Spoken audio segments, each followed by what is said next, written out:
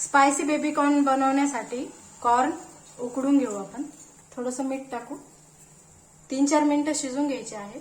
Corn उकडून झालेले आहे. यात 1 चमचा मैदा, 1 चमचा कॉर्नफ्लॉवर, 1 चमचा तांदळाचं पीठ, अर्धा चमचा काळी मिरी पावडर आणि चवीपुरतं मीठ टाकून मिक्स करून घेऊ. छान कोटिंग झालेलं आहे त्याला. आता हे गरम तेलात तळून घ्यायचं आहे.